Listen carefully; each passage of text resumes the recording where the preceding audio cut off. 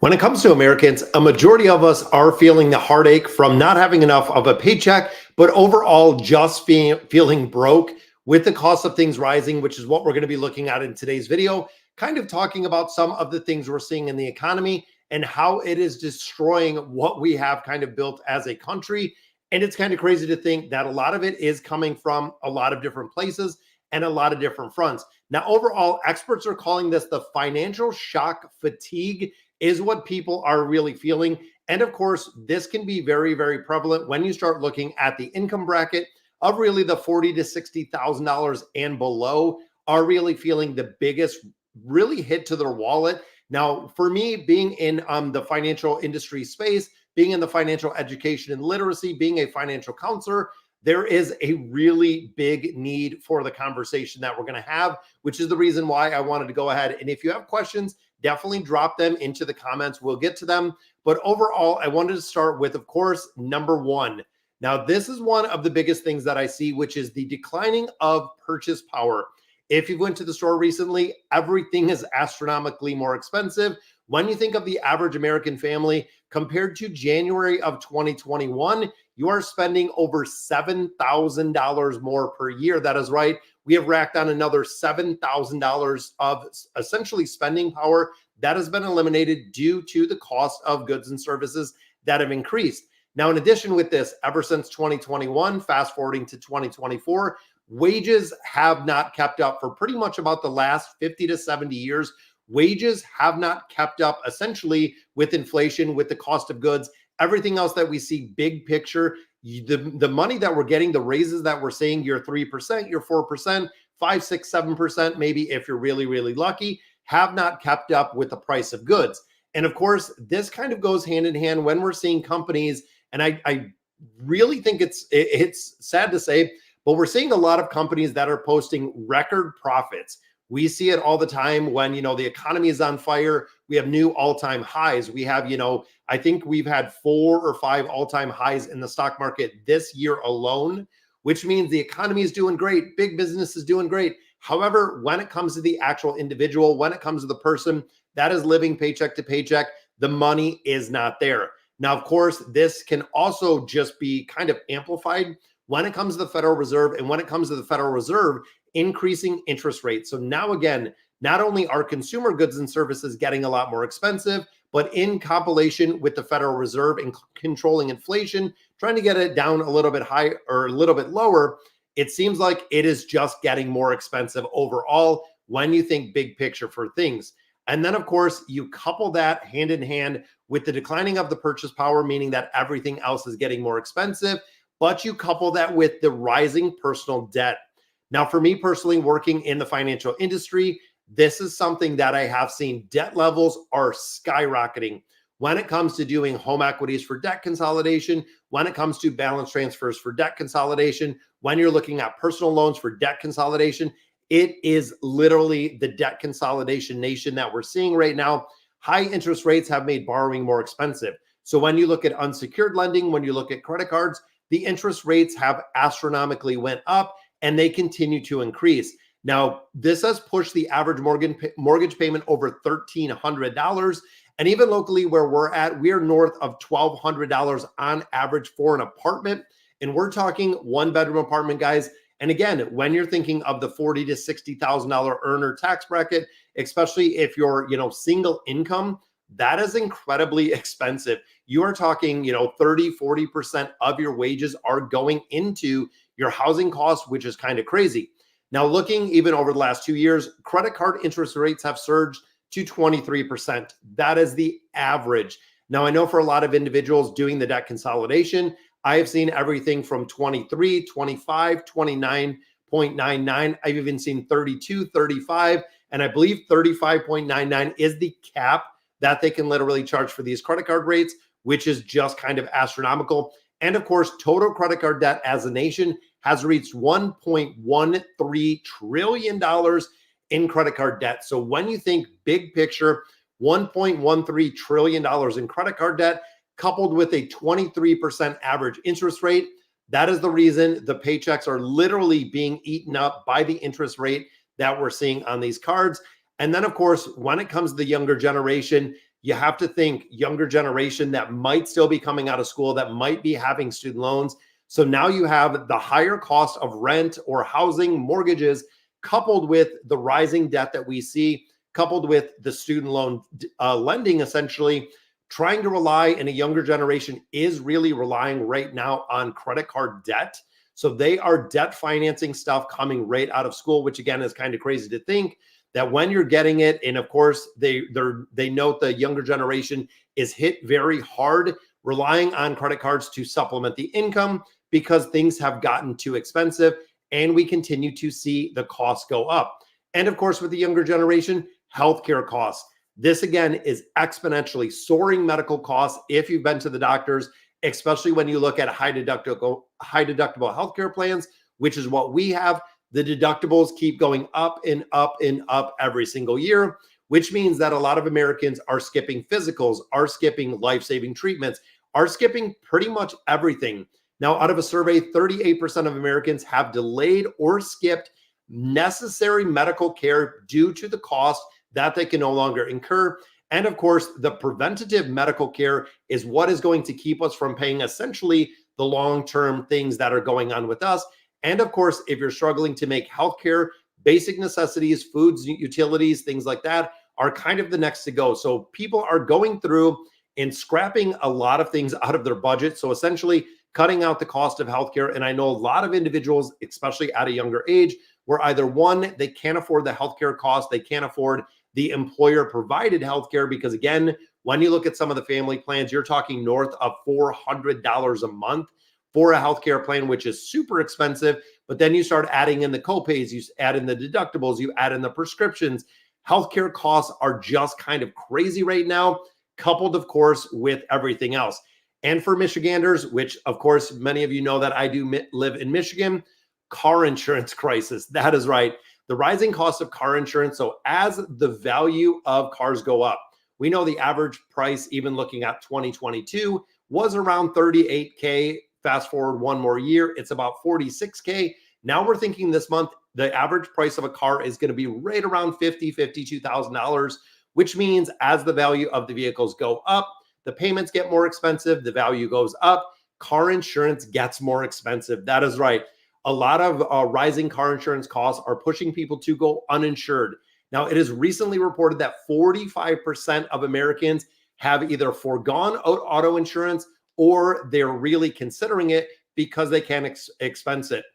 So again, 17% of Americans are also running completely uninsured. That is insane. As the cost continues to go up, people are starting to look at ways to really cut the costs and make ends meet.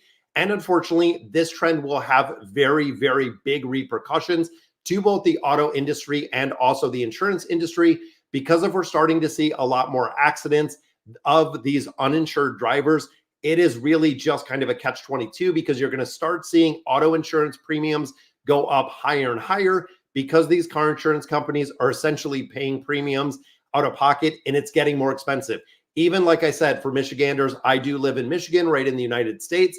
For us and themselves, car insurance has went up this year alone about 30%. When you think about that big picture, so if you're paying $300 a month, guess what? It's going up to $390 with your big increase of your 30%, which is huge. So you got to come up with an extra $100 every single month just to cover your car insurance for the exact same vehicle that you drove last year, just because, again, the claims have went up, the insurance claims have went up. And even the homeowner's insurance, my homeowner's insurance has went up a couple $100 as well. They said that is because, and I am with AAA, they said that is because of all of the claims that we have seen nationwide due to the flooding, the tornadoes, the hurricanes, everything else, the earthquakes, everything that we've had within the United States has driven the price of not only car insurance, but homeowners insurance we have seen increase as well, which again, when you're thinking of making a budget, when you're looking kind of big picture, you start stacking in the medical cost, the cost of housing, the cost of vehicles going up. Essentially, discretionary spending is almost becoming non-existent because of the prices that we're seeing. And this is another one that I'm seeing a lot of disparity in, which is food prices. When you think of food prices, this again, instrumentally, if everything goes up 50 cents and you're buying 100 items, it is a much bigger grocery bill, a much bigger expense that you're seeing, especially when you have a family of four like I do. It is a big point. So over the last 30 years, we have seen the largest food price increase in the last 2 years, where consumers are spending 11 to 15% more on groceries in 2024, which of course comes out of that disposable income. That means that you're not going to have money to invest. You're not going to have money to save, because now your grocery bill is tacking on another 15% in there, which is crazy. Now, when you start looking outside restaurant prices, you look at McDonald's, you look at fast food, you look at restaurants. Restaurants have climbed over 20% since 2021, impacting more than 1 out of 8 households in America, because again, they cannot essentially afford to get food, afford to go out to eat. And if you've been to McDonald's or anything lately, what was not, years ago, $5 was $8. Now it's $10. I went to McDonald's. It was $12 for one individual, myself, to eat. That is right. It was $12 for McDonald's. Now, I know they had an article not too long ago that they're making more of an affordable menu because things are getting too expensive. And like I had said earlier, we are seeing record profits from a lot of these companies, which is kind of crazy because the prices are going up. People are paying more for the goods and services. They're recording record profits, and everybody is kind of with a question mark, wondering exactly where all of this money has gone to and where everything is coming from. Then, of course, if you're a homeowner, if you rent an apartment, if you're paying your own bills, utilities. Utilities are another part that, again, the little incremental increases where your water bill goes up a little bit, your gas bill goes up a little bit, the electric bill goes up a little bit. These are compounding and really eating out of your budget.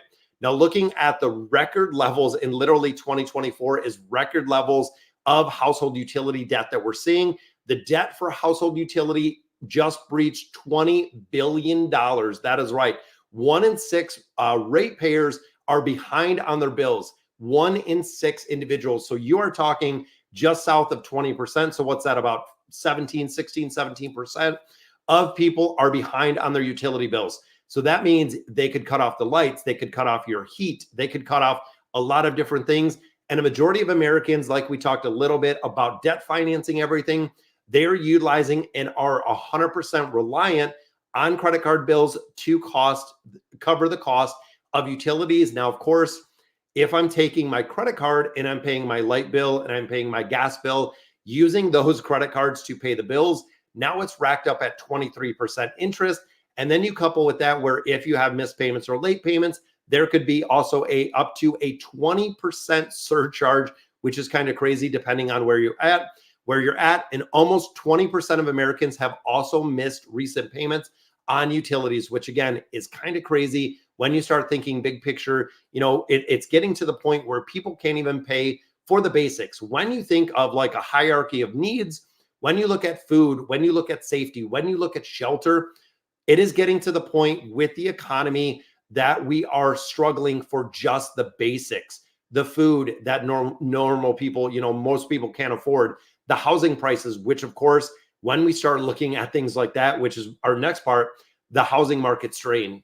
When you look at mortgage rates, when you couple how much houses essentially cost, when you look at the average sale price right now was $383,000 in America with a rate of 7.2%, which puts you at a payment. So again, guys, running the numbers, 383,000, 7.2%, puts your payment at $2,843. I don't know about you, but paying $3,000 for the average house in the United States is kind of incredible, because my payment is probably, just a little bit under half that, thinking about where I was when we bought our house 10 years ago and where essentially the younger generation is struggling with today. You're looking at a $2,800 payment per month. And of course, with that $2,800 payment, it doesn't include your utilities. It doesn't include repairs. It doesn't include upgrades. It doesn't include maintenance. There are so many things that are not included in here. That is literally just the housing price that you have. And again, the other option you have is looking at $1,200 to pretty much $1,800 if you're looking to rent an apartment. Again, around here, 1 bedrooms are around 12, 2 bedrooms are around 16 to 1,800. So again, saving a little bit by renting, but you're not actually owning.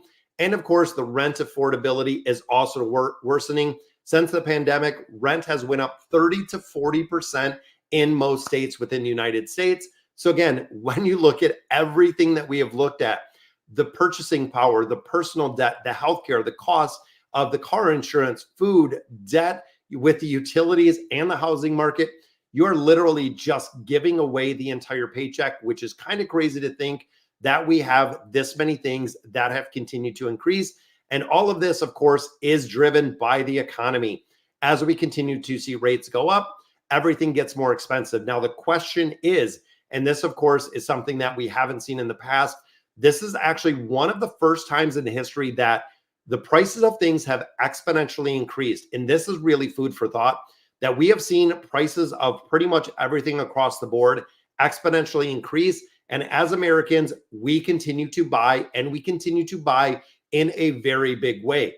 That, again, is one of the big reasons why we're seeing all of these record profits when it comes to larger companies, is Americans are continuing to buy like we always have in the past, even though the prices might be exponentially higher. And of course, the wages are not keeping pace with that being exponentially higher. But ultimately, we are continuing to buy even at that bigger price, which of course comes to the housing sacrifices.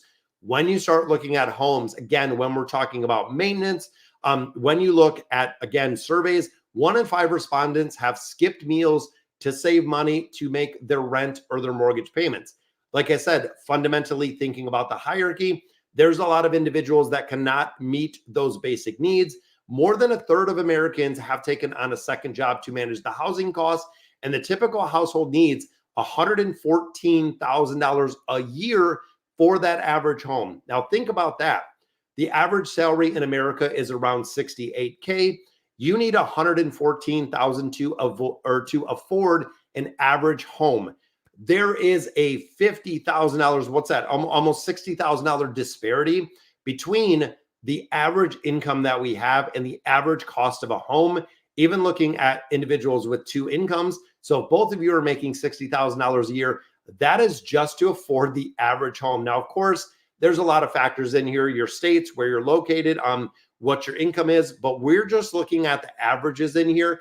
And it's crazy to see that with a $70,000 average income, $114,000 is the ability to own that average home, which again, thinking of the younger generation, and I would even say like 30 and younger, you couple that with student loans and everything else, that's the reason they're still staying at home and why they are not leaving mom's place, because essentially for a majority of individuals, they cannot afford it. You're literally going to be house poor, you're going to be rent poor for pretty much a majority of your life at this point, until we make some adjustments, until we do make some changes. And of course, being again in the financial industry, the foreclosure rates. We have seen this, and honestly, I've been in finance for 17 years. Foreclosure rates have surged 10% in the past year. That is right, 10% in the past year. 357,000 homes in the United States have been affected.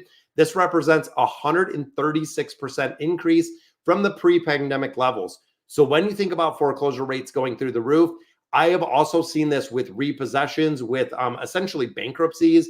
We have seen it with a ton of different things in the financial industry, where people are literally just so fed up with the cost of things that they're walking away. They're walking away from their homes. They're walking away from debt. They're walking away from their cars. There is so much that goes in there. And of course, when it goes to foreclosure, most of them go to auction. Let's say you owe $300,000 on a house. It goes to auction. They get $180,000 for it. Guess what? They still come after you for the difference. That's right. You are not just wiping your hands clear and walking away from that house. They are going to try to essentially go ahead and lead. And a lot of people are wondering if this point is going to snowball when we're starting to see a lot more delinquencies, a lot more foreclosures. That, of course, is going to have a direct impact when it comes to essentially credit scores.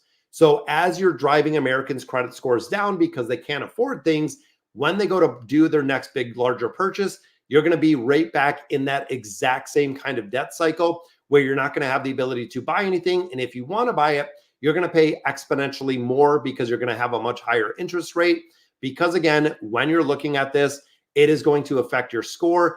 And of course, negative equity in the home if you're underwater, or even if we get more unemployment. Now, looking back to 2007, 2008, when we've seen the housing market kind of tumble and really crash, a lot of it was having to do with one, overborrowing on the houses. The value of the houses right now are huge. They are exponentially kind of inflated. And I think a lot of it comes with the tax dollars because, of course, if the value of your home is a lot higher, they can collect a lot more taxes from you, which essentially you're going to have to pay with your mortgage payment until the point where we're seeing these foreclosures. And essentially, people are stopping to make those mortgage payments. And of course, if we start seeing more unemployment, if we start seeing more layoffs, then we could see kind of, again, that snowball effect that we've seen in the past from these homes. And of course, when you think of discretionary spending, it gets to the leisures and vacations. For a lot of people that I've talked to, they've really cut back in their entirety when it comes to taking vacation, when it comes to leadership activities. They're staying a lot more local. A lot of people are not traveling. Bankrate survey showed that 42% of Americans have skipped vacations in the past year due to cost, and nearly 2/3 have forgone recreational activities at all. That's right, guys. If you're worried about food, if you're worried about housing, if you're worried about where am I going to pay my rent, where am I going to pay my car payment, because everything is exponentially getting more expensive, the first thing and probably the very last thing that you're thinking about in this point is going on recreational activities, taking time and money and spending it on yourself. With rising prices, it is really forcing people to limit any non-essential spending. But again, for a lot of people, they are still doing vacations. They're still doing these leisure activities. However, they are doing it on debt. They're doing it on credit cards. They're doing it on borrowing. We're seeing the exact same thing when it comes to wedding. When it comes to a lot of those big ticket items, they are still exponentially spending the money. They are just borrowing it at a very, very high cost, which again is kind of crazy. There's going to have to be a point where we start cutting back. And the point that it comes is savings. That is right. When you look at savings, when you look at 401k contributions, nearly half of Americans have no savings. It's gotten to the point where we're starting to see a lot more money is coming out of savings accounts. A lot more money is being pulled out of investment accounts just to go ahead and cover those regular expenses. Now, GoBankRates.com have revealed 49.7% of Americans have between $0 and $500 in a savings account, making them and having and leaving them with no emergency fund. So if something does happen, boom, they are going to be completely broke, completely bankrupt. It's going to go right back to borrowing, essentially because they don't have any money to cover what is going on in their life. And again, it's interesting to see because, of course, unfortunately, with savings, with investing, it is the very first thing to come when we have a downturn in the economy. A lot of people start liquidating a lot of assets, including rental properties, including, second homes. We start seeing a big liquidation. Now, lack of savings means that 66% of Americans are living paycheck to paycheck. Now, if you look at the numbers starting in, 2020, then we get into 21, 22, every year exponentially, people have started living paycheck to paycheck, and of course, puts them at risk of falling in poverty. But in addition, when you start looking at the individuals living paycheck to paycheck, this is now affecting a lot of your more high income earners, which we look at $100,000 plus a year. Almost 35% of those individuals that are making more than $100,000 a year are living paycheck to paycheck. That is right, guys. Even though they're making a considerable amount, of income, which managed properly could be feasible, but they overspend. They buy more expensive homes. We see more expensive vacations, more expensive cars. The average ticket item just exponentially gets more expensive. And then when you start looking at the factors of the economy, they can no longer keep afloat essentially what they had going on, meaning that the savings is being liquidated and they are essentially just living paycheck to paycheck like we've seen. And of course, this leads to child poverty. Child poverty rates in the United States have doubled. That is right. The Census Bureau reported that 12.4% of children, or 9 million children, are living in poverty as of today, which is up 5.2% from 2 years ago. So think about that for a minute, guys. 12.4%. We've seen a 5.2% increase from 2 years ago. So we have almost doubled the child poverty rate in the United States, which is crazy. Poverty has severe implications on the child's health, development, and of course, the economic prosper, which essentially, if you are parents that unfortunately are, essentially because of the economy, you don't have any money to spend. it really goes back to our next generation. When we start thinking of the younger generation, even education, and again, going back to the fundamental building blocks with having food, with having safety, with having shelter, a lot of people are now going without because of what we're seeing with the economy and where the rates currently are. And this kind of snowballs right into bankruptcy. We have seen a growing number of Americans that are filing for bankruptcy. Bankruptcies are up 18% in comparison to last year. That is crazy. Over 30,000 cases have been filed so far in 2024. As living costs continue to rise, they are unmanageable to essentially and unable to manage their debt in their entirety, leading that essentially to more court protection, court proceedings, which really makes me question the financial industry and where this is all leading down. It's going down kind of a little bit of a darker path when it comes to the economy, because again, I deal with a lot of the financial counseling and education, and people are running out of money.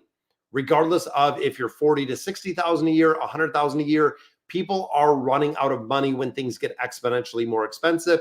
And of course, long-term consequences. When you look at bankruptcy, this can damage your credit score for 7 years that you could have this on there. And of course, there are a lot of lenders that if you have a bankruptcy, they will not lend to you at all. Literally, it goes back to square one. It goes back to essentially not being able to lend at all. You have bad credit, no credit. Things are starting to get past due. And also, it is expensive. When you do a bankruptcy filing, not only is there time involved with it, but there also is a price tag that you have to cover when it comes to bankruptcy, which again can be kind of crazy. And what I'm seeing most of all is the financial insecurity. This is at an all-time high. Now, Northwestern Mutual study find that 54% of adults believe the country is in a recession. When you start looking again, kind of big picture at the economy, 54% of adults think we're in a recession, which again is a majority of the feeling that we get, or really the impact of those $40,000 to $60,000 annual earners because of the impact, because of the income based on how expensive everything is getting. 33% feel financial insecurity in 2024. And of course, this is the highest level of financial insecurity that we've seen since they started studying this in 2012. So you're talking in 12 years, this is the absolute highest financial insecurity that individuals have felt ever. That's right. That is what it is coming to, guys, is when we start getting down this list, when you start looking at things, again, getting exponentially more expensive, it all comes down to long-term impact, long-term effect, which is what we're seeing, especially when it comes to the baby boomer. When you look at the average amount that we have in the retirement and the uncertainty of being able to retire, when you start looking at those ticket items of 175K towards retirement, or that's all they have saved, essentially, we are getting to the point where middle America is struggling not only to maintain their living standards, but also having the ability to retire. A majority of individuals that I talk to, even looking from like the 20 to 40 age, most of them have zero 401k contributions. They don't contribute to HSAs. We're not seeing money getting put into IRAs. Essentially, the paycheck to paycheck is leaving zero left in those accounts to actually budget, which means we're going to have kind of a pandemic ourselves when it comes to years down the road. Among even the top savers, the median balance is $100,000 towards retirement, which in this article, it says the $600,000 that is needed for a comfortable retirement. So if you have 1/6 essentially of the money in there towards retirement that you're supposed to have, it means that a lot of people are going to do one of two things. Either one, they're going to retire being entirely kind of focused on Social Security and what they're getting for Social Security, which means when it comes to debt, it is always going to be there. Or two, they're going to continue working much longer than we have seen in the past. A lot of people during the pandemic, we've seen a lot of individuals take early retirement. They quit. They didn't want to go to work. They didn't feel safe going to work. And essentially it got to the point where a lot of people did retire early. Very few people to essentially replace those workers that retired. But the overall uncertainty of retirement is kind of crazy to think that we're getting to the point where most people are not saving anything for retirement at all. When you start looking at those balances, and again, it's kind of the disparity when you say, how much money do you feel you need to retire and retire comfortably?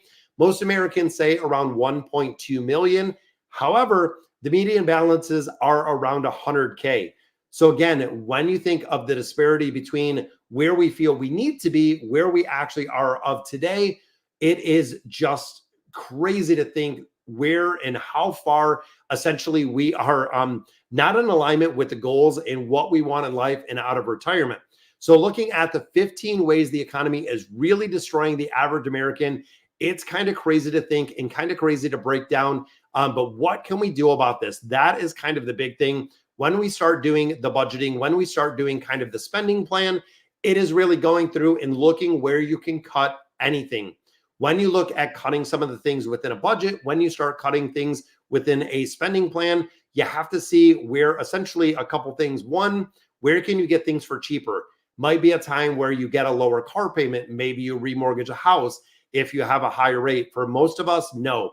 For a lot of us, it is cash flow. A lot of people that I see are literally running out of money, are running out of $100 bills.